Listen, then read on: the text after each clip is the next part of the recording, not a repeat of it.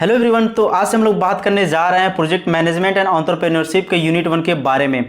और इस वीडियो में मैंने सारे इंपॉर्टेंट टॉपिक्स को कवर किया है, आपको बहुत अच्छे तरीके से समझ में आएगा। मैंने बहुत इजी लैंग्वेज में समझाने की कोशिश किया है। तो हमेशा की तरह इस वीडियो पर मैं आशा करता हूं कि आप लोग बहुत सारा प्यार दोगे, कमेंट करके मुझे बताओगे और इस वीडियो को लाइक भी करोगे। So based upon your response, like, comment and likes, I will upload another video on this YouTube channel. So please comments and like on this video and let's enjoy this video. तो friends, अब हम बात करते हैं project management and entrepreneurship के unit 1 के बारे में। तो हमेशा की तरह सबसे पहले जान लेते हैं कि इस पूरे वीडियो में किन किन टॉपिक्स के बारे में डिस्कस करने वाले हैं। तो सबसे पहले हम बात करेंगे एंटरप्रेन्योरशिप एंड उसके कैरेक्टरिस्टिक्स के बारे में बात करेंगे। फिर उसके बाद बात करेंगे एंटरप्रेन्योरशिप के नीड एंड स्कोप के बारे में बात करेंगे, जो कि काफी इंपॉर्टेंट है। उसके बाद बात करेंगे एंटरप्रेन्योर एंड एंटरप्रेन्योरशिप के बारे में। ये दोनों एक दूसरे से थोड़े बहुत मिलते जुलते हैं, तो हम इसके डिफरेंस को बहुत ही जरूरी होता है समझना, और एग्जाम के पॉइंट ऑफ व्यू से भी काफी इंपॉर्टेंट है। फिर बात करेंगे हम फैक्टर अफेक्टिंग एंटरप्रेन्योरियल डेवलपमेंट के बारे में बात करेंगे। उसको देखेंगे MC sealants achievement motivation theory के बारे में देखेंगे, जो कि काफी इंपॉर्टेंट है। फिर देखेंगे हम एंटरप्रेन्योर एंड इंट्राप्रेन्योर के बारे में देखेंगे। यहाँ पर देखना E और I का डिफरेंस है, तो इन दोनों के बीच के डिफरेंस को देखेंगे। उसको देखेंगे टाइप्स ऑफ एंटरप्रेन्योर्स के बारे में देखेंगे और फेजेस ऑफ EDPs के बारे में देखेंगे। फिर उसको देखेंगे कि कौन कौन से EDPs हैं जो गवर्नमेंट के थ्रू लॉन्च किए गए हैं। तो इन सारी चीज़ों को देखेंगे और हमेशा की तरह ये वीडियो हम लोग की हैप्पी एंडिंग हो जाएगी। तो चलो शुरू करते हैं। सबसे पहले हम पहले टॉपिक से एंटरप्रेन्योरशिप और उसके कैरेक्टरिस्टिक्स के बारे में। तो यहाँ पर सबसे पहले हम बात कर लेते हैं कि एंटरप्रेन्योरशिप क्या होती है। सारा चीज़ दिमाग से निकाल दीजिए और बस समझिए कि एंटरप्रेन्योरशिप क्या होता है। और एक चीज़ और मैं बता दूं कि आप लोग, जैसे कि हम लोग कॉलेजेस वगैरह में पढ़ते हैं, पहले से ही सुनते आते हैं कि एंटरप्रेन्योर उसने ये कंपनी खड़ी कर दी, उसने वो कंपनी खड़ी कर दी। तो कहीं ना कहीं आपके दिमाग में एंटरप्रेन्योर से रिलेटेड एक इमेज तो बनी होगी क्या होता है, लेकिन एग्जाम में एक डिफिनीशन लिखनी होती है। उस डिफिनीशन को कैसे लिखना है, क्या होता है, वो सारी चीजें हम लोग डिस्कस करेंगे। और जब ये सारी चीजें आप लोग समझ लोगे तो एग्जाम में जाकर आप खुद का एक डिफिनीशन बना के बड़े आराम से लिख कर आओगे, कुछ भी रटना नहीं पड़ेगा। और मैं आपको ये श्योरिटी देता हूं 99% कि आपको इस वीडियो को लास्ट तक देख लेते हो तो इस यूनिट से सारे कॉन्सेप्ट क्लियर हो जाएंगे और बिना रटे एग्जाम में बहुत अच्छे से लिख के आओगे। तो चलो सबसे पहले पॉइंट को समझते हैं, ये डिफिनीशन है एंटरप्रेन्योरशिप की। तो चलो इसे समझो। Entrepreneurship is the process of developing. ये ध्यान देना, एंटरप्रेन्योरशिप एक तरह की प्रोसेस है। वो प्रोसेस क्या है? एक नए बिजनेस को, ध्यान देना, एक नए बिजनेस को डेवलप करना, ऑर्गेनाइज करना एंड रन करना, वही एंटरप्रेन्योरशिप होती है। और वो बिजनेस आपका प्रॉफिट जनरेट करे, ध्यान देना, वो बिजनेस आपका प्रॉफिट जनरेट करे और आपके खुद के फाइनेंशियल रिस्क पर हो। यानी कि कोई एंटरप्रेन्योर होता है जब कोई वो बिजनेस शुरू करता है, यानी कि खुद के पैसे लगाता है। अगर लॉस होता है तो सारे पैसे डूब जाते हैं, ये तो आपको पता है। अगर प्रॉफिट होता है तो बहुत प्रॉफिट होता है। तो यही इसकी डिफिनीशन है। Entrepreneurship is the process of developing, organizing and running a new business to generate profit while taking on financial risk. तो ये डिफिनीशन आपको याद कर लीजिएगा, समझ लीजिएगा। सेकेंड पॉइंट देखो, entrepreneurship means self employment. Self employment मतलब क्या है कि जब कोई एंटरप्रेन्योर कोई बिजनेस शुरू करता है तो यहां पर वो खुद ही एम्प्लॉय रहता है, यानी कि सेल्फ एम्प्लॉयमेंट यहां पे होती है, जो which comes with ability to set your own schedule. यानी कि वहां पे एबिलिटी होती है कि आपने शेड्यूल को, जो भी टाइम टेबल है, कब काम करना है आपको, ये सारी चीजें आप शेड्यूल कर सकते हो। और वर्क वेयर यू वांट, कहां पर आपको काम करना है ये भी आप डिसाइड करते हो, किसी की बाउंडेशन नहीं होती है। थर्ड पॉइंट क्या कहता है? Entrepreneurship is the process of designing and running a new business venture for earning profit. एक डिफिनीशन ये भी होगा, अगर आप लिखना चाहते हो तो लिख सकते हो कि एंटरप्रेन्योरशिप नए बिजनेस को डिजाइन करने के लिए, उसे चलाने के लिए होता है, यही एंटरप्रेन्योरशिप होता है। और वेंचर मतलब क्या होता है? व्यापार, उद्यम जो होता है ना, उसी को वेंचर हम लोग कहते हैं। उसको देखो, अब यहाँ पे देखो एंटरप्रेन्योर क्या होता है, उसकी डिफिनीशन देख लो। A person who develops new business and undertakes all risk and challenges associated with it is termed as entrepreneur। Entrepreneur एक इंसान होता है जो क्या करता है, एक नए बिजनेस को डेवलप करता है और जितने भी उस बिजनेस से रिलेटेड रिस्क होते हैं वो खुद लेता है। ध्यान देना, जो भी चैलेंजेस आगे आते हैं वो उससे फेस करता है, वही एंटरप्रेन्योर होता है। ठीक है। उसके बाद देखो एंटरप्रेन्योर के बारे में भी आगे देखेंगे और अच्छे से, ये एक डिफिनीशन थी। और लास्ट पॉइंट देखो, एंटरप्रेन्योरशिप रिजल्ट्स इन क्रिएटिविटी। अब देखो भाई एंटरप्रेन्योरशिप तो आ गई, अब इसके रिजल्ट्स मार्केट पर क्या पड़ेंगे, इस मतलब जो एंटरप्रेन्योर हैं, जो एंटरप्रेन्योरशिप कर रहे हैं, उसका रिजल्ट क्या पड़ रहा है, मार्केट पे क्या पड़ रहा है, लोगों ऊपर क्या पड़ रहा है। यानी कि इसका रिजल्ट क्रिएटिविटी में आता है, इनोवेशन में आता है, इंप्लॉयमेंट अपॉर्चुनिटी में आता है। इंप्लॉयमेंट अपॉर्चुनिटी जैसे कोई एंटरप्रेन्योर है, कोई बिजनेस शुरू कर रहा है, यानी कि उसमें लोगों की जरूरत पड़ेगी, यानी कि उससे रोजगार मिलेगा। तो रोजगार मिलता है तो leads to the overall economic development of the country. अब देखो जब लोगों को रोजगार मिलेगा, लोग काम करेंगे, तो बेरोजगारी कम होगी, तो हमारे जो कंट्री की इकोनॉमिक डेवलपमेंट होगी वो बढ़ेगी। तो इसीलिए कहीं ना कहीं मतलब अपने इंडियन गवर्नमेंट ने बहुत सारे ऐसे चीजें चलाई गई हैं कि वहां पे लोगों को एंटरप्रेन्योर के बारे में बताया जाए, लोग अपना खुद का करें, जॉब पे डिपेंड उतना ना हो।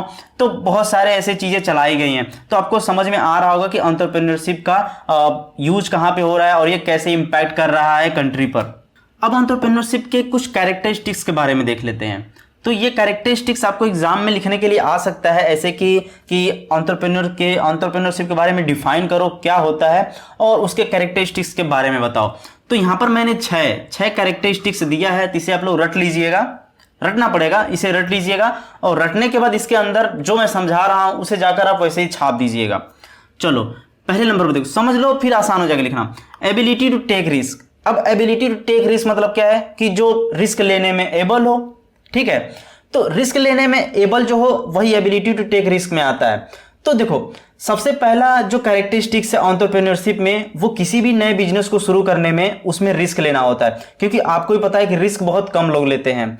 तो वही एंटरप्रेन्योर होता है जो रिस्क लेने से डरता नहीं है, क्योंकि बहुत सारे ऐसे कंडीशंस आती है, ऐसे सिचुएशंस आती है कि वहां पे रिस्क लेना पड़ता है और बहुत सारे चांसेस होते हैं फेल्यूर के। तो वही एंटरप्रेन्योर जो होता है जिसके पास रिस्क लेने की एबिलिटी बहुत हाई होती है, चीजों को वो एनालाइज करता है, ऐसा नहीं कि जाके तुरंत रिस्क मतलब ले लिया, नहीं, वो पूरे मार्केट को रिसर्च करता है, सारी चीजों को देखता है, एनालाइज करता है, उसके बाद वो रिस्क लेता है। यानी कि पहली कैरेक्टरिस्टिक यही होती है कि सबसे पहले तो उसे रिस्क लेना आना चाहिए, ठीक। विजनरी। और विजनरी का मतलब क्या होता है कि जो भी एंटरप्रेन्योर हो, ध्यान देना, जो भी एंटरप्रेन्योर हो या जो भी एंटरप्रेन्योर्स होते हैं उन्हें क्या रहना चाहिए, क्लियर विजन रहना चाहिए। जो भी वो वेंचर स्टार्ट कर रहे हैं, यानी जो भी व्यापार वो स्टार्ट कर रहे हैं, जो भी वो बिजनेस स्टार्ट कर रहे हैं, उससे रिलेटेड उनका विजन एकदम क्लियर होना चाहिए। यानी कि उनका विजन एकदम क्लियर होना चाहिए। जब विजन क्लियर होगा तो जो उनकी आइडिया है, जो उसकी आइडिया है वो रियलिटी में कन्वर्ट होगी, तभी रियलिटी में कन्वर्ट होगी।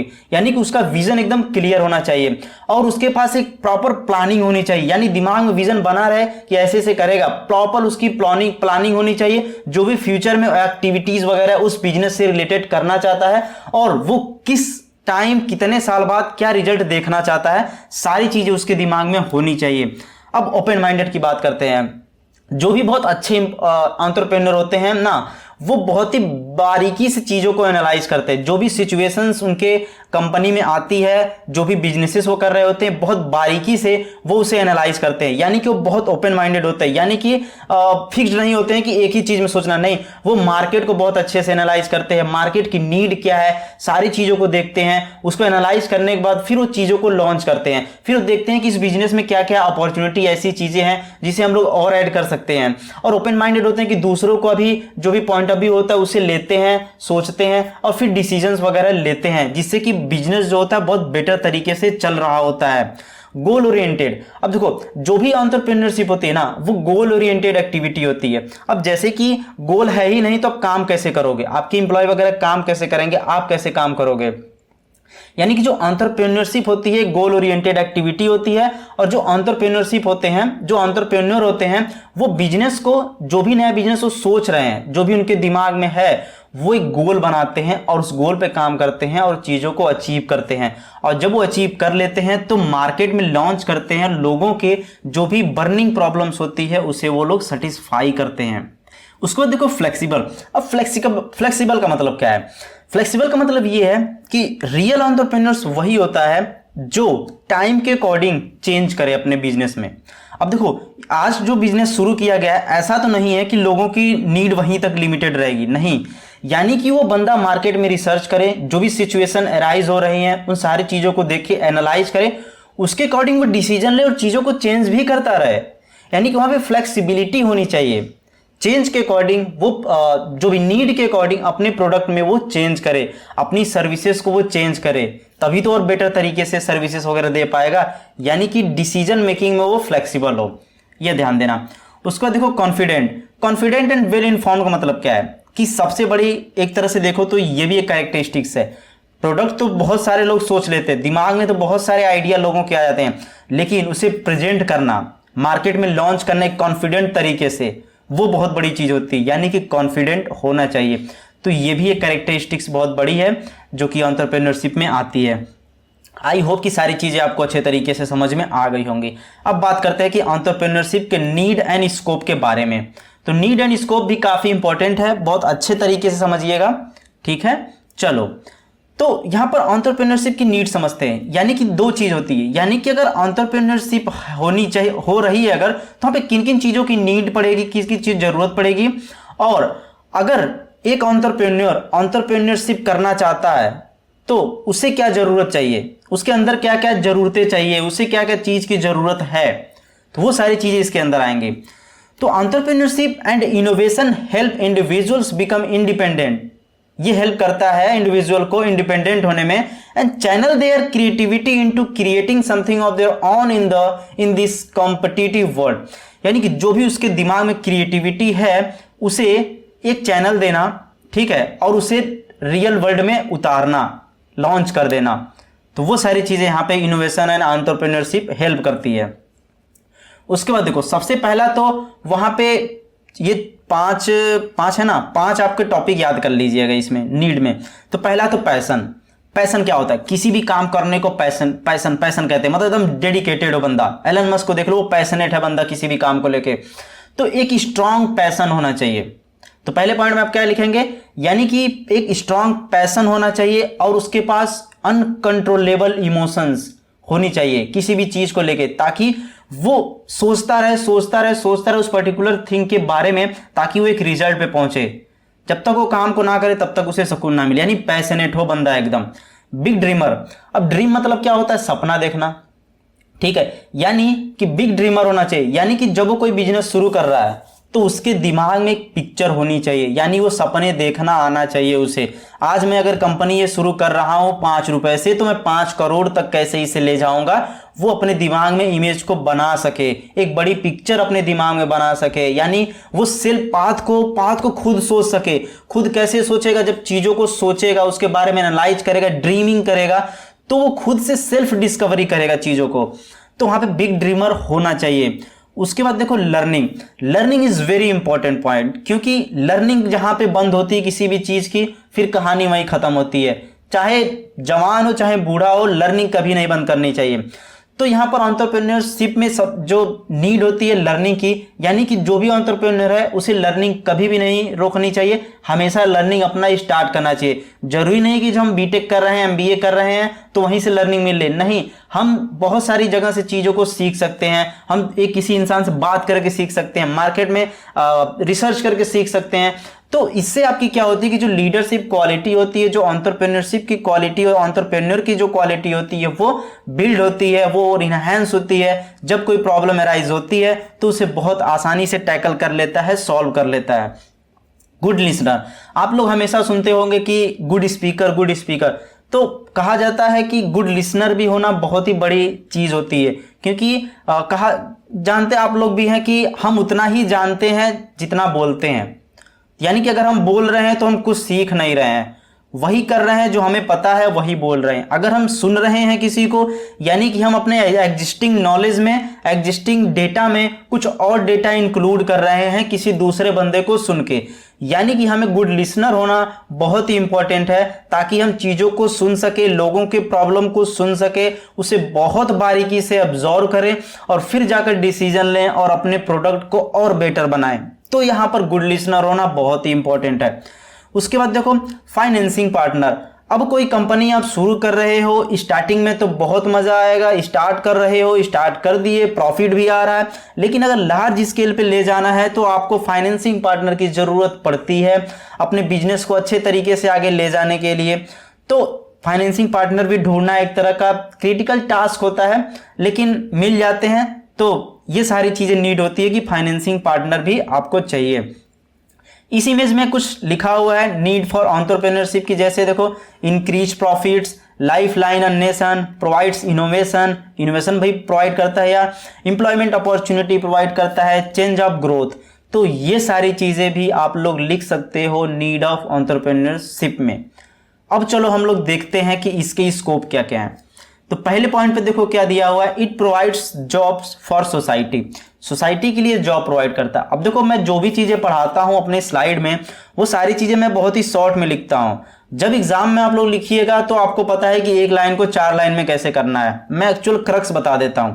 तो आप लोग शायद 4th ईयर में होगे तो आपको पता होगा कि एक लाइन को 4 लाइन में कैसे बना के लिखना है, तो आप लोग लिख दीजिएगा, पेज भर दीजिएगा। It provides job for society. अब देखो जो भी अनएम्प्लॉयड लोग हैं, जो भी सोसाइटी में रह रहे हैं और जो भी हमारे आसपास लोग रह रहे हैं, तो वहां पे ये क्या करता है कि जॉब प्रोवाइड करता है, जिससे आपको पता है कि हमारे कंट्री की इकोनॉमी वगैरह बढ़ती है, लोग बेरोजगार कम रहते हैं। ठीक। Solution for society. अब देखो सोसाइटी को जॉब तो मिल रहा है वो अलग की बात है, हम उसी सोसाइटी के लिए सॉल्यूशन भी प्रोवाइड कर रहे हैं। यानी कि सोसाइटी कोई प्रॉब्लम फेस कर रही है, उसे प्रॉब्लम हो रही है, तो उसके लिए हम कोई प्रोडक्ट लॉन्च कर सकते हैं, कोई सर्विसेज दे सकते हैं जिससे उन सारे लोगों की प्रॉब्लम सॉल्व हो जाए। यानी कि हम लोग जॉब तो दे ही रहे हैं, साथ साथ में सॉल्यूशन भी प्रोवाइड कर रहे हैं। उसके बाद देखो provides opportunities to improve the new business sectors. और देखो ये भी अपॉर्चुनिटी प्रोवाइड करता है कि जो भी नए बिजनेसेस के सेक्टर हैं उसे और भी इंप्रूव करना। जैसे कि बहुत सारे नए नए बिजनेस के सेक्टर आते रहते हैं, तो उसमें क्या होता है कि बहुत कम लोग स्टार्ट करना चाहते हैं उसमें कैरियर, उस बिजनेस से रिलेटेड। तो अगर एंटरप्रेन्योरशिप की जो स्कोपिंग देखे, अगर अच्छे से एक ट्रेनिंग लेके अगर चीज़ों को कर रहे होते हैं तो नए बिजनेस, उस नए बिजनेस के सेक्टर में भी हम लोग जा सकते हैं और बहुत अच्छी सर्विसेज वगैरह लोगों को दे सकते हैं। Entrepreneurial movement is the agriculture sector. Agriculture sector में भी जो ये एंटरप्रेन्योर्स की मूवमेंट है वो काफ़ी की जा रही है। खेती करने में बहुत ऐसे ऐसे टूल्स, बहुत सारे ऐसी चीज़ें बनाई गई हैं, प्रोडक्ट वगैरह, जिससे लोगों को खेती करने में आज बहुत ही आसानी हो रही है। सर्विस सेक्टर, लोगों को सर्विसेज देना वगैरह, इस सेक्टर में भी जो एंटरप्रेन्योर्स हैं बहुत अच्छे अच्छे प्रोडक्ट्स बना रहे हैं, तो लोगों को काफ़ी अच्छी सर्विस दी जा रही है। तो यहाँ पर सारी चीज़ें इसकी स्कोप वगैरह हैं। चलो अब बात करते हैं कि एंटरप्रेन्योर और एंटरप्रेन्योरशिप के बारे में के डिफरेंस में। तो जो इसका डिफरेंस है उसे बहुत ध्यान समझना, एग्जाम में काफ़ी बारी आपसे पूछ लेता है, तो बहुत ध्यान से इसे समझिएगा आप लोग। तो सबसे पहले देखो एंटरप्रेन्योर्स एक साइड मैंने लिख दिया है, दूसरे साइड एंटरप्रेन्योरशिप, फिर एक साइड एंटरप्रेन्योर्स, दूसरे साइड एंटरप्रेन्योरशिप। तो पहले देखो an entrepreneur is an individual और a person who has an innovative idea to generate money and lead the market as well. जो एंटरप्रेन्योर होता है वो एक अकेला इंसान होता है जिसके पास इनोवेटिव आइडिया होता है, जो पैसे को जनरेट करता है, जो पैसे कमाता है उसके पास ही आते हैं सारे, और मार्केट को लीड करता है। ये ध्यान देना, साथ ही साथ मार्केट को भी लीड करता है, वो एंटरप्रेन्योर होता है। अब वहीं पर एंटरप्रेन्योरशिप क्या होती है कि entrepreneurship is the skill of generating an idea into a real product and generating money. Entrepreneur तो एक बंदा हो गया जिसके दिमाग में क्लियर विजन है कि उसे करना क्या है, ठीक है, उसके दिमाग में क्या है कि क्या करना है।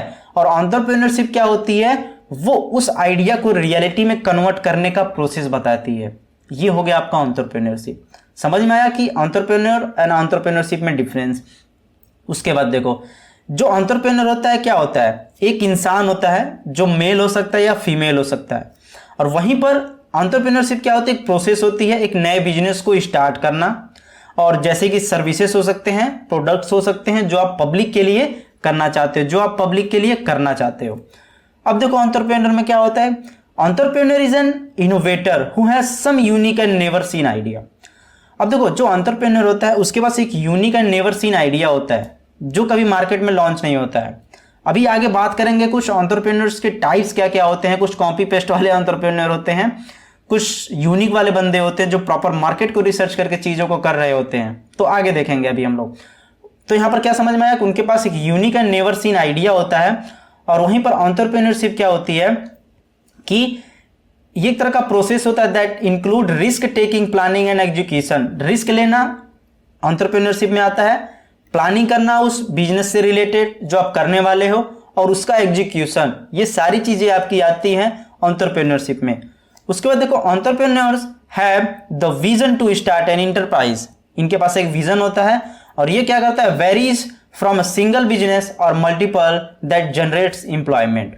ठीक है, तो ये सारी चीज डिफरेंसेस थे एंटरप्रेन्योर एंड एंटरप्रेन्योरशिप के बारे में।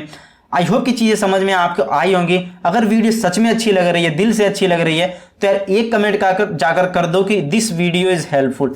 इतने बस कमेंट कर दो और मुझे कुछ नहीं चाहिए, और एक लाइक कर दो जिससे मुझे थोड़ा मोटिवेशन मिलता है कि हाँ, लोगों को वीडियो पसंद आ रही है और मैं वीडियो बनाता हूं। अब बात करते हैं फैक्टर अफेक्टिंग एंटरप्रेन्योरियल डेवलपमेंट के बारे में। चलो इसे समझते हैं। तो सबसे पहला पॉइंट देखो, इकोनॉमिक फैक्टर। तो इकोनॉमिक फैक्टर क्या कहता है, ध्यान देना। इकोनॉमिक फैक्टर के अंदर आपका आता है capital, labour and raw material. अभी मैं समझा दूंगा तो आपको अच्छे से समझ में आ जाएगा। ये पूरा आपको लिखना पड़ेगा, करीब 2-3 पेज आपको तो लग जाएंगे लिखने में। तो देखो, सबसे पहले हम कैपिटल की बात करते हैं। तो कैपिटल की बात करते हैं तो कैपिटल बेसिकली होता क्या है, हिंदी में जाने तो पूंजी होती है।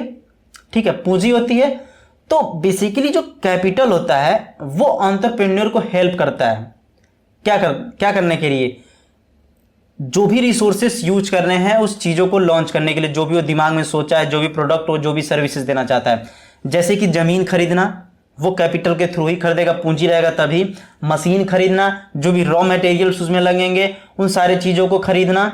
ठीक है, तो एक तरह से देखा जाए तो कैपिटल जो होता है हम उसे लुब्रिकेंट कह सकते हैं। जो प्रोसेस होता है किसी भी चीज़ के प्रोडक्शन का, उसके लिए हम इसे लुब्रिकेंट कह सकते हैं। लुब्रिकेंट मतलब चिकनाई, लुब्रिकेंट को हिंदी में चिकनाई कहते हैं। तो कैपिटल जो होता है आपका एक तरह से लुब्रिकेंट की तरह काम करता है। उसके बाद देखो सेकंड, लेबर। लेबर क्या होता है कि लेबर भी बहुत इंपॉर्टेंट होते हैं इसमें। अब देखो, लेबर का काम क्या होता है कि लेबर जो हो वो क्वालिटी, मतलब लेबर की क्वालिटी भी हो और स्किल्ड लेबर हो। जो भी सेक्टर में वो काम कर रहे हैं, जो भी चीज में वो काम कर रहे हैं, वो स्किल्ड बंदे हों और उनकी क्वालिटी मस्त हो, तभी जाकर वो लेबर अच्छे हैं। तो जाकर वो आपके एंटरप्रेन्योरियल डेवलपमेंट जो भी चीजें होंगी वहां अच्छा परफॉर्म करेंगे और आपका वो सक्सेस होगा। उसके बाद देखो रॉ मटेरियल्स। रॉ मटेरियल्स क्या होता है कि जो भी इंडस्ट्रियल एक्टिविटी वगैरह होती है तो वहां पे रॉ मटेरियल जो होती है वो आपकी प्राइमरी नीड होती है। ठीक है, जो कि आपके एंटरप्रेन्योरियल डेवलपमेंट को अफेक्ट करती है। तो रॉ मटेरियल भी काफी इंपॉर्टेंट यहाँ पे हो जाता है। तो बात करते हैं नॉन इकोनॉमिक फैक्टर्स के बारे में, और इसमें 3 चीजें, social mobility and marginality and security. तो अगर बात करें सोशल मोबिलिटी में के अंदर, तो मोबिलिटी मतलब गतिशीलता होता है। ठीक है, तो ये इन्वॉल्व होता है, जो मोबिलिटी होती है ये इन्वॉल्व होती है 2 चीज़ों में, सोशल एंड जियोग्राफिकल एक्सपेक्ट में। ठीक है, और जो मार्जिनैलिटी होती है, जो आपकी मार्जिनैलिटी होती है, ये इंडिविजुअल्स होते हैं और ग्रुप्स होते हैं कुछ पेरीमीटर्स पर। ठीक है, तो ये आपके क्या करते हैं कि आइडियाज़ वगैरह होती है वो एंटरप्रेन्योरियल रोल्स में एज्यूम वगैरह कर रहे होते हैं, ये मार्जिनैलिटी होती है। और उसके बाद जो सिक्योरिटी होती है, जैसे कि जो भी एंटरप्रेन्योर होते हैं वो अगर फियरफुल हैं तो जैसे कि फियरफुल किन केसों में, जैसे कि एसेट्स को लूज करना, ठीक है, निगेटिव सैंक्शंस में, तो इन सारी चीज़ों में अगर वो फियरफुल हैं तो उनका जो एक्शन होता है ना बहुत ही कम एंटरप्रेन्योरियली होता है। यानी कि अगर वो डर रहे हैं तो कैसे वो अच्छे से डिसीजन वगैरह ले पाएंगे, नहीं ले पाएंगे। उसका देखो साइकोलॉजिकल फैक्टर्स होता है। तो साइकोलॉजिकल फैक्टर्स में पहले नंबर पर आपका क्या आ रहा है, नीड अचीवमेंट्स। यानी कि जो भी एंटरप्रेन्योरियल में चीज़ें की जाती है, यानी कि एक ज़रूरत होती है वहां तक अचीव करना, तो सारी चीज़ें आपकी इस फैक्टर्स में आ रही होती है, नीड अचीवमेंट्स में। और विड्रॉल ऑफ स्टेटस रिस्पेक्ट, यानी कि क्या होता है कि जो भी बिजनेसेस वगैरह जो भी कर रहे होते हैं, जो भी एंटरप्रेन्योर होते हैं, वहाँ पे कुछ ऐसे इवेंट्स वगैरह हो जाते हैं जहाँ पे उनका स्टेटस वगैरह भी लूज हो सकता है। तो यहाँ पर एक साइकोलॉजिकली लेवल पे चीज़ें आ रही होती हैं। और गवर्नमेंट एक्शंस होता है, यानी कि जब कोई एंटरप्रेन्योर कोई बिजनेस कर रहा होता है तो यहाँ पे कुछ रूल्स एंड रेगुलेशंस वगैरह आ जाती है गवर्नमेंट्स के, तो वहाँ पे ये 2 चीज़ों को अफेक्ट करता है, इकोनॉमिक फैक्टर्स में भी अफेक्ट करता है और ये आपका नॉन इकोनॉमिक फैक्टर्स में भी अफेक्ट करता है। तो आई होप कि सारी चीज़ें आपको समझ में आ गई होंगी कि जो एक एंटरप्रेन्योरियल डेवलपमेंट में अफेक्ट करता है, यानी कि सारी चीज़ें अफेक्ट करती हैं एंटरप्रेन्योरियल डेवलपमेंट में। ठीक है, आई होप की चीज़ें आपको समझ में आ गई होंगी। तो हम बात करते हैं MC sealants achievements motivation theory के बारे में। तो भाई साहब यही बंदे हैं जिन्होंने ये थ्योरी दी थी, इससे पहचान लो इस बंदे को, पहचानने से कुछ नहीं होगा, एग्जाम में तो लिखना है नहीं, नहीं चेहरे को देखना नहीं है, लेकिन ये थ्योरी आती है भाई जो इन्होंने थ्योरी दी है। तो इस थ्योरी को समझने से पहले इस चैनल के बारे में थोड़ा बात कर लेते हैं। इंजीनियरिंग इन वन वीडियो से आप वीडियो अगर देख रहे हैं तो प्लीज़ यार एक लाइक मेरे लिए कर दो और इस चैनल को सब्सक्राइब कर लो, क्योंकि मैं नेक्स्ट यूनिट की वीडियो जैसे ही डालूं उसकी नोटिफिकेशन आपको मिल जाए। और मैं नेक्स्ट यूनिट की वीडियो तभी डालूंगा जब इस वीडियो पर 100+ लाइक्स हो जाएंगे, तभी मैं कोशिश करूंगा। मैं पहले भी कोशिश करूंगा डालने के लिए, लेकिन जैसे ही आप लोग 100 लाइक्स कंप्लीट कर दोगे तो मैं जल्द से कोशिश करूंगा इस वीडियो को डालने में, ताकि मुझे पता चलता है कि आपको वीडियो अच्छी लग रही है, तो मुझे मोटिवेशन मिलता है ताकि मैं जल्द से जल्द आपको वीडियो बनाकर प्रोवाइड कर सकूं। तो आई होप कि आप करोगे। ठीक है, चलो अब बात करते हैं कि जो MC Clelland's achievements motivation theory ये कहती क्या है। तो basically human motivational theory allow you to identify people's motivating drivers. क्या करती है? अलाउ यू टू आइडेंटिफाई, ये आपको अनुमति देती है आइडेंटिफाई करने में पीपल्स मोटिवेटिंग ड्राइवर्स को। ठीक, this can then help you to give praise. देखो, this can help you to give praise and feedback effectively. ये आपको हेल्प कर सकती है प्रेज देने में एंड फीडबैक देने में बहुत इफेक्टिव तरीके से, and assign them suitable task and keep them motivated. यानी सुटेबल टास्क असाइन करना और उन्हें मोटिवेटेड रखना। तो 3 टाइप की बेसिकली इसमें मोटिवेशन आ रही होती है। पहला आपका आता है अचीवमेंट मोटिवेशन, दूसरा आपका अथॉरिटी एंड पावर मोटिवेशन, उसके बाद आता है आपका अफिलिएशन मोटिवेशन। तो एक एक करके चलो यार समझते हैं इन तीनों को। तो पहले नंबर पे देखो अचीवमेंट्स मोटिवेशन में क्या होता है, the achievements motivation person is achievement motivated. इसमें जो बंदा होता है ना पर्सन, इस वाले के अंदर, इस पार्ट के अंदर जो बंदा होता है ना वो अचीवमेंट मोटिवेटेड होता है। देयरफॉर को हिंदी में क्या कहते हैं, इसलिए 6 अचीवमेंट्स, इसलिए वो क्या खोजता है, अचीवमेंट को खोजता है। ठीक है, इसलिए वो अचीवमेंट्स को खोजता है। अटेनमेंट ऑफ रियलिस्टिक, अटेनमेंट मतलब क्या होता है, प्राप्ति, किसी भी चीज को प्राप्त कर लेना। अब जैसे मान लो कि पहले लोग क्या करते थे, पहले टाइम में साधु महाराज अमर होने के लिए वरदान प्राप्त करते थे, तो वैसे ये प्राप्ति होता है, अटेनमेंट ऑफ रियलिस्टिक। ठीक है, तो प्राप्ति रियलिस्टिक को प्राप्त करने का, ठीक है, बट चैलेंजिंग गोल, ध्यान देना, बट लेकिन challenging goals and advancement in the job, और जॉब में एडवांसमेंट। जो बंदा होता है, अब ध्यान से समझो, जो बंदा होता है इसमें वो अचीवमेंट मोटिवेटेड होता है, यानी कि वो चीजों को अचीव करना चाहता है। मतलब कहीं पर खड़ा है, वो उस जगह से, उस पोजीशन से और अचीव करना चाहता है।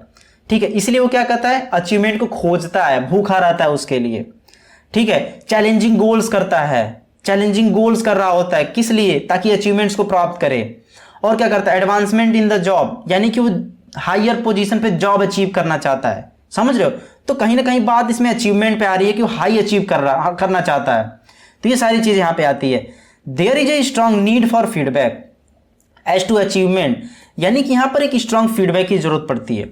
कोई इंप्लॉय कहीं पर काम कर रहा है, जैसे कि कुछ सर्विस बेस्ड कंपनी होती हैं, तो जो इंप्लॉय जाके सर्विस दे रहा होता है, तो वहाँ पे कंपनी उसकी पैसे किस बेस पे बढ़ा रही होती है, ताकि जो सर्विस जहाँ पे दिया है अगर वो पॉजिटिव फीडबैक देते हैं, बहुत अच्छा फीडबैक देते हैं, तो समझ रहे हो, तो ये चीज़ हो रही होती है। And progress and need for an sense of accomplishment, यानी कि भाई अकम्प्लिशमेंट पूरा करना। तो ये सारी चीज़ें होने के बाद ही अचीवमेंट्स उस बंदे को हाई मिलती है। चलो, authority power motivation. Authority and power में बहुत माइनर डिफरेंस होता है। जैसे कि आप लोग समझ सकते हो, अथॉरिटी क्या होती है, जो पुलिस की पावर होती है ना, वो अथॉरिटी होती है, और जो गुंडों की होती है अंदर, जो गुंडों के पास होती है, वो पावर होती है। मतलब वो ना रूल मानते हैं ना रेगुलेशन मानते, जो चाहे वो कर दे, किसी को ठोक दें, फिर देखते हैं। और अथॉरिटी होती है रूल्स एंड रेगुलेशन के अंदर थोड़ा रह के काम करती है, जिससे पुलिस वगैरह काम करते हैं। तो ये थोड़ा माइनर डिफरेंस इसमें होता है। देखो, द पर्सन, ध्यान देना, पर्सन अथॉरिटी मोटिवेटेड पर्सन का क्या चीज होता है, दिस ड्राइवर प्रोड्यूस और need to be influential, effective and make an impact. यानी कि इसमें जो बंदा होता है ना, उसके मोटिवेशन क्या हो रहा होता है कि वो क्या करता है कि वो इन्फ्लुएंस, मतलब होता है ना लोगों को इन्फ्लुएंस करना, इस टाइप की होता है, और वो एक इम्पैक्ट बनाना चाहता है लोगों पर। ठीक है, अथॉरिटी मोटिवेटेड जो होते हैं, वो ऐसा नहीं चाहते हैं कि यार कि मैं किसी को जाके बहुत परेशान करके ऐसे करके, नहीं, एक प्रॉपर वे से चीज़ों को करना चाहते हैं, इन्फ्लुएंस करना चाहते हैं बहुत अच्छे इफेक्टिव तरीके से, और वहाँ पे एक अच्छा इम्पैक्ट डालना चाहते हैं। There is a strong need to lead. यहाँ पर देखो लीड की बहुत ही जरूरी होती है, बहुत ही स्ट्रांग जरूरत होती है, और for their idea to prevail, ठीक है, जो भी उसका आइडिया होता है उसे प्रिवेल करने के लिए।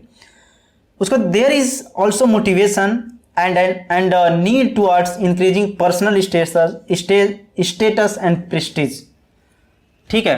तो ये सारी चीज़ें करने के लिए आपकी अथॉरिटी, पावर, मोटिवेशन आती है इस थ्योरी के अंदर। अब चलो बात करते हैं the need for affiliation. The need for affiliation में क्या आता है? एफिलिएशन, एफिलिएटेड मार्केटिंग का आप लोग नाम सुने होंगे ना, तो उसी से मिलता जुलता है। तो एफिलिएशन मोटिवेटेड में क्या होता है? Has a need for friendly relationship. अब देखो जो एफिलिएशन का काम करते हैं ना, तो उसमें क्या होता है कि यहाँ पे दोस्ती वाली रिलेशनशिप मेंटेन होनी बहुत ही ज़रूरी होती है। And is motivated towards interaction with other people. और जो बंदा हो मोटिवेटेड, एफिलिएशन मोटिवेटेड वाला, वो उसके अंदर मोटिवेशन होनी चाहिए ताकि वो लोगों के पास जाए और मिले, बात करे। तो ये सारी चीज़ होनी चाहिए। The affiliation driver produce motivation and need to be liked and held in popular regard. These people are team player. ये जो पीपल्स होते हैं टीम प्लेयर होते हैं, टीम के साथ काम कर रहे होते हैं। आई होप कि चीज़ें समझ में आई होंगी। थोड़ा कॉम्प्लेक्स है, थोड़ा आप चीज़ों को पढ़ोगे एक बार फिर से समझोगे तो आसानी से समझ में आ जाएगा। अब बात करते हैं कि एंटरप्रेन्योर एंड इंट्राप्रेन्योर के बारे में। तो काफ़ी बार ये एग्जाम में आता है, तो ध्यान से समझना। अब देखो सबसे पहले तो मीनिंग समझते हैं। Entrepreneur refers to an person who set up his own business. ध्यान देना, set up his own business with new idea और कॉन्सेप्ट। जो एंटरप्रेन्योर होता है उसके पास एक नया आइडिया होता है जो बिजनेस को सेटअप करता है। और इंटरप्रेन्योर क्या होता है? ये एक ऑर्गेनाइजेशन का एक एम्प्लॉय होता है। ये एक ऑर्गेनाइजेशन का एम्प्लॉय होता है जो किसी प्रोडक्ट एंड सर्विस का चार्ज लेता है, यानी कि उसके पास उस चीज काम करने की पावर होती है। एक तरह समझ लो, पावर होती है, उस काम को कर रहा होता है उस प्रोडक्ट से रिलेटेड। एंटरप्रेन्योर क्या होता है? जैसे कि चीज़ों को लॉन्च करता है, जैसे कि मान लो फिजिक्स वाला को ले सकते हो जो PW है, या अमेजन को एग्जांपल ले सकते हो। अमेजन जिसने बनाया उसका प्रोडक्ट है, ठीक है, ध्यान देना, उसका प्रोडक्ट है, उसका आइडिया था, उसने किया।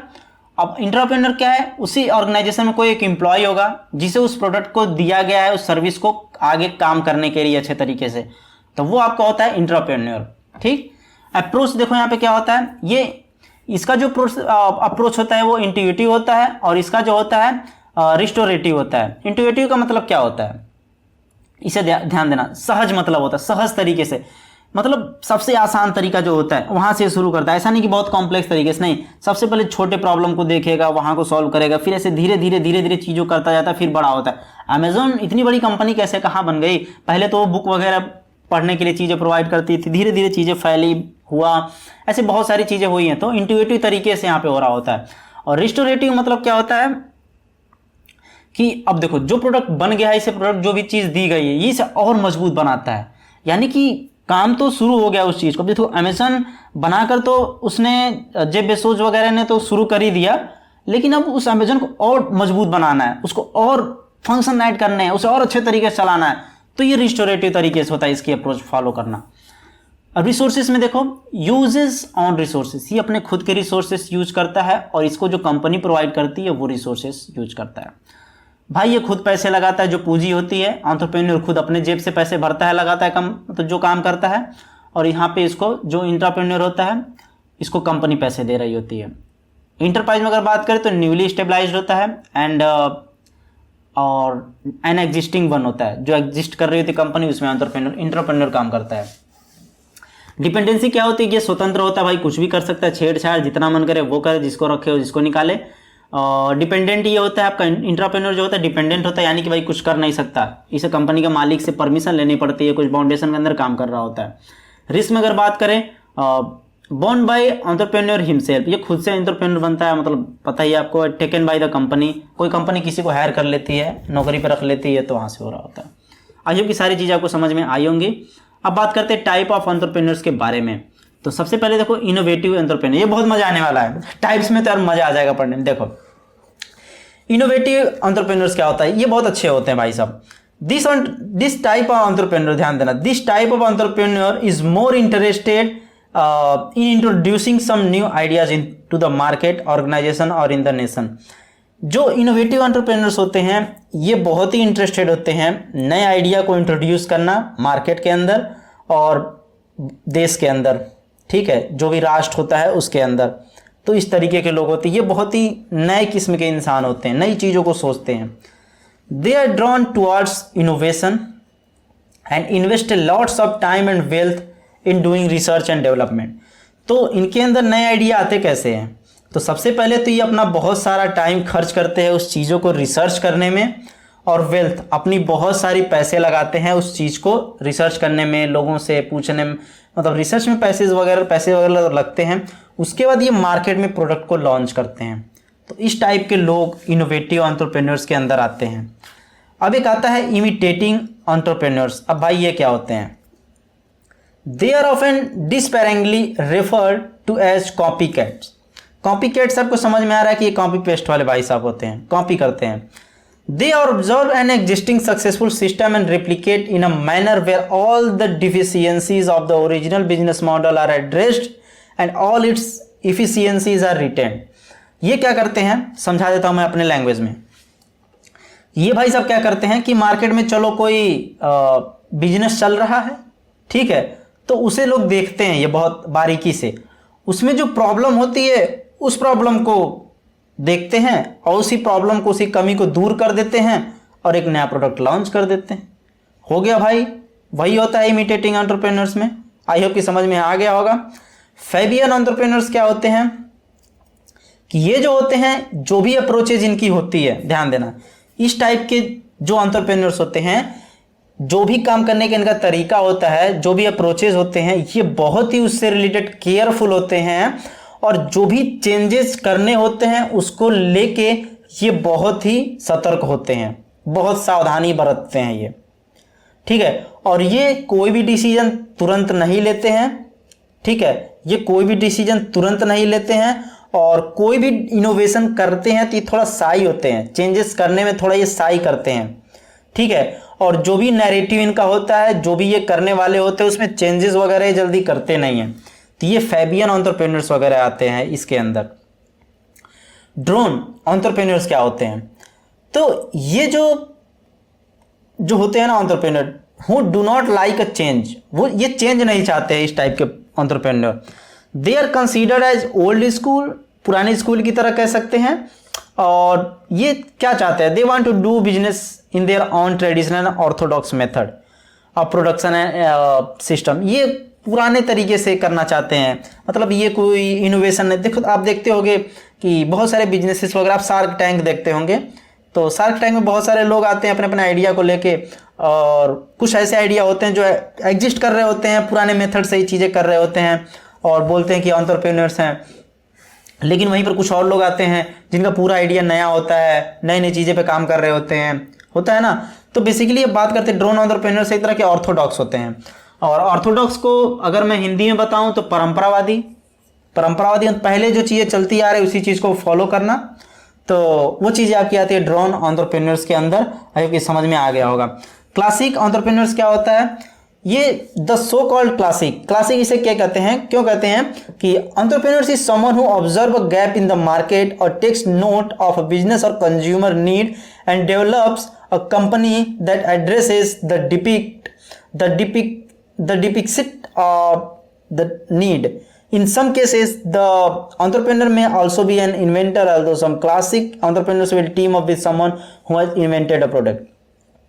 जो क्लासिक एंटरप्रेन्योर क्या करते हैं कि ये मार्केट में रिसर्च करते हैं, ध्यान देना, ये मार्केट को रिसर्च करते हैं और देखते हैं कि मार्केट के अंदर गैप क्या है यार, यानी कि इस बिजनेस में गैप क्या है, तो वहाँ पे वो नोट करते हैं, ठीक है, नोट करते हैं सारी चीज़ों को और एक कंपनी को डेवलप करते हैं। कंपनी को जब डेवलप करते हैं, और क्यों डेवलप करते हैं, वो उस ज़रूरत को सॉल्व कर रही होती है जो मार्केट में बर्निंग नीड है, बर्निंग ज़रूरत है। तो ये क्लासिक एंटरप्रेन्योर्स इसके अंदर आ जाते हैं। अब सीरियल एंटरप्रेन्योर्स क्या होते हैं? ये बड़ा ज़बरदस्त एंटरप्रेन्योर होते हैं। ये तो बड़े इंजॉय करते हैं बिजनेस को स्टार्ट करने में, ठीक है, और लेकिन क्या करते हैं, जाकर वो बिजनेस किसी दूसरे कंपनी को और किसी दूसरे इंसान को बेच देते हैं। बस यही इनका काम होता है। मतलब ये बहुत एक्साइटेड होते हैं नई कंपनी को शुरू करने में, नई चीज़ों करना, नए टास्क को करना, बहुत एक्साइटेड होते हैं। तो ये कंपनी शुरू करते हैं लेकिन बेच देते हैं बाद में। तो ये सीरियल एंटरप्रेन्योर्स के अंदर आते हैं। अब बात करते हैं फेजेस ऑफ ईडीपीस। तो फेजेस ऑफ ईडीपीस के अंदर क्या होती है, ईडीपीस का फुल फॉर्म होता है एंटरप्रेन्योरियल डेवलपमेंट प्रोग्राम्स होती है, ठीक है। तो बेसिकली होता क्या, as the term itself denotes EDP is a program means to develop entrepreneurial ability among the people, यानी लोगों के अंदर एंटरप्रेन्योरियल एबिलिटी डेवलप करना ही आपका एंटरप्रेन्योरियल डेवलपमेंट प्रोग्राम के अंदर आता है।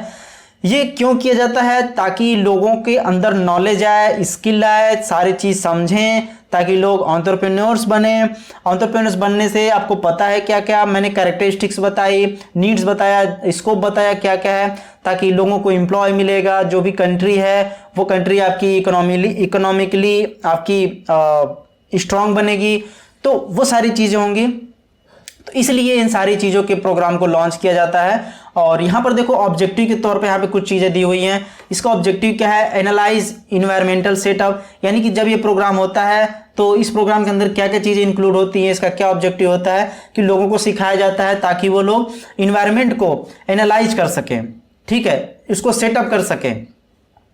तो ये सारी चीज़ें यहाँ पे सिखाई जाती हैं। सेलेक्ट द प्रोडक्ट को कैसे सेलेक्ट करना है, ये सारी चीज़ें सिखाई जाती हैं। Formulate proposal for the product, know the pros and cons in becoming an entrepreneur, एक एंटरप्रेन्योर बनने में क्या हमें फ़ायदा है, क्या नुकसान है, ये सारी चीज़ें देखी जाती है। उसे इतना इनेबल कर दिया जाता है, इतना कैपेबल कर दिया जाता है ताकि वो डिसीजंस ले सके, क्योंकि यार एंटरप्रेन्योर में रिस्क बहुत होता है, हायर चांसेस लॉस के होते हैं और हायर चांसेस प्रॉफिट के भी होते हैं। तो ये सारी चीज़ें वहाँ पे उसे सिखाई जाती है ताकि वो रिस्क वगैरह ले, डिसीजंस वगैरह ले सके। और यहाँ पर उसको सिखाया जाता है कि वो कम्युनिकेट बहुत अच्छे तरीके से, क्लियरली कर सके, इफेक्टिव तरीके से कम्युनिकेट करे और develop a broad vision about the business, और अपने बिजनेस से रिलेटेड एक ब्रॉड विजन उसके दिमाग में हो, तभी वो बहुत बड़ा बिजनेस ले जा सकेगा। और पैशन उसके अंदर डेवलप करना ताकि उसके अंदर एक इंटीग्रिटी हो, हॉनेस्टी हो उस चीज़ को करने में। ऐसा ना हो कि स्टार्टिंग वो अच्छे तक काम के लिए करे, बाद में जाके वो बेकार हो जाए, ऐसा ना हो। उसके अंदर पैशन करना, उसे पैशनेट करना, ये सारी चीज़ें इसके अंदर डाली जाती हैं। और make him learn compliance with law, ठीक है। तो ये सारी चीज़ें उसको बताई जाती है कि मतलब लॉ वगैरह भी उसे समझाए जाते हैं कि एक एंटरप्रेन्योर बन रहे हो तो क्या क्या लॉ वगैरह होते हैं। तो ये सारी चीज़ें की जाती है। तो आई होप कि ये सारी चीज़ें आपको अच्छे तरीके से समझ में आ गई होंगी।